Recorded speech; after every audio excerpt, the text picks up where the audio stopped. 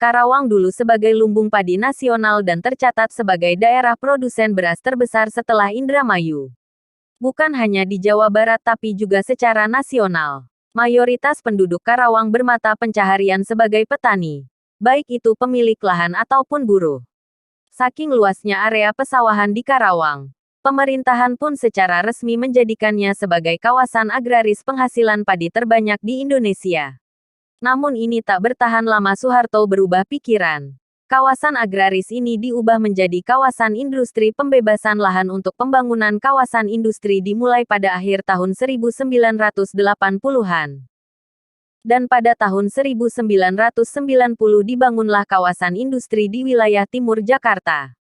Yang paling besar Karawang International Industry City atau yang disebut kawasan KIIC. Yang didirikan oleh Sinarmas dan perusahaan Jepang Itochu. Pendiri KIIC merupakan pelopor berdirinya kawasan industri dan ratusan perusahaan besar lainnya yang berdiri di Karawang. Di samping membangun kawasan industri, dibangun pula Perumahan Nasional Perumnas Bumi Teluk Jambe sebagai penunjang di bagian utara Desa Sukaluyu. Inilah pembangunan Perumnas pertama di desa. Dengan banyaknya proyek pembangunan, sawah-sawah di Karawang tergusur dan terjual.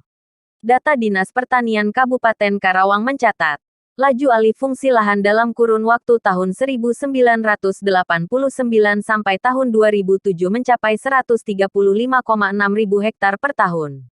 Akibat makin sempitnya pesawahan, pengiriman beras ditutup, dan warga beralih profesi dari petani menjadi buruh pabrik, pedagang kecil dan kuli.